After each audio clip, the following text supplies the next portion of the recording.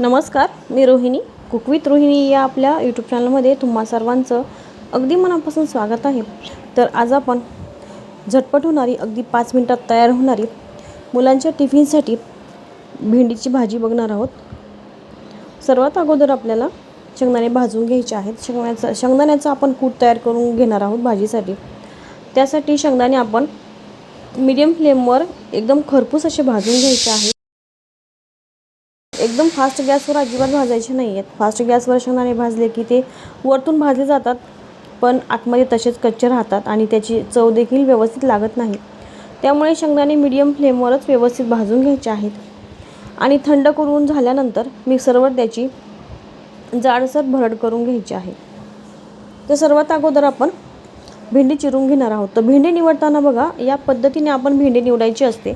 भेंडीचा जो देठ आहे ना, तो अशा पद्धतीने लगेच तुटला गेला पाहिजे.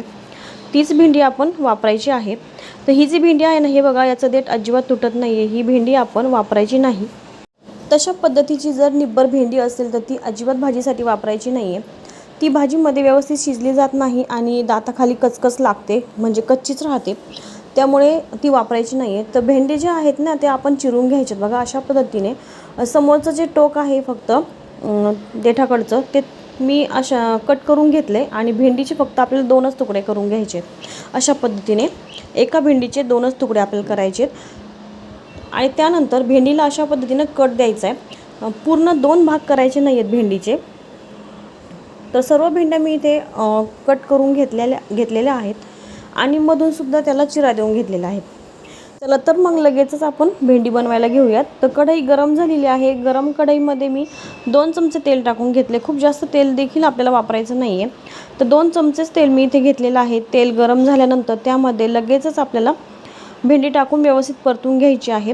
बघा, तेल व्यवस्थित गरम पाहिजे आणि गॅससुद्धा आपल्याला 1 मिनिटासाठी फास्ट करून घ्यायचा आहे. तर फास्ट गॅसवर आपल्याला भेंडी व्यवस्थित परतून घ्यायची आहे. अगदी भेंडीला असा चटका बसला पाहिजे. सर्व बाजूने भेंडी व्यवस्थित परतली पाहिजे. या पद्धतीने भेंडी परतून घ्यायची आहे.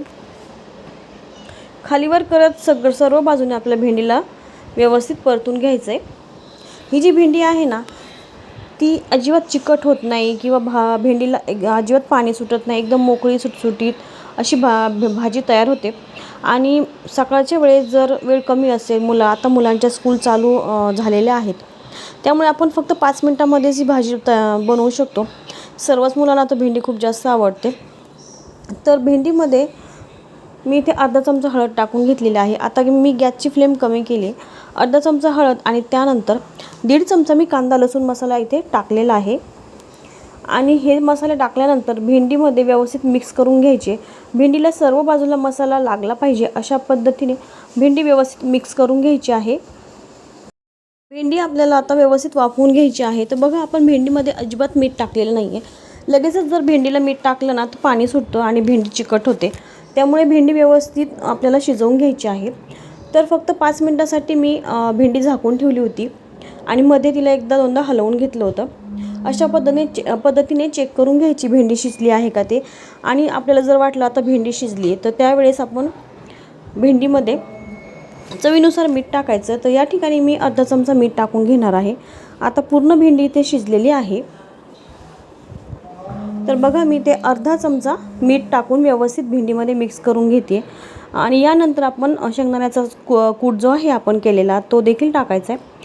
पण मीठ जे आहे ते व्यवस्थित भेंडीला लागलं पाहिजे. त्यामुळे मी फक्त मीठच व्यवस्थित मिक्स करून घेत आहे. आणि यानंतर आपण जो जाडसर शेंगदाण्याचा कूट करून घेतला होता, तो भेंडीमध्ये टाकायचा आहे आणि व्यवस्थित मिक्स करून घ्यायचं आहे. आणि यानंतर अजिबात भेंडीवर झाकण ठेवायचं नाही. भेंडी चिकट होऊ शकते, भेंडीला पाणी सुटू शकतं. त्यामुळे आता लगेचच मी इथे गॅस बंद केलेला आहे. भेंडी गरम आहे, तेवढ्यातच आपण शेंगदाण्याचा कूट व्यवस्थित मिक्स करून घ्यायचा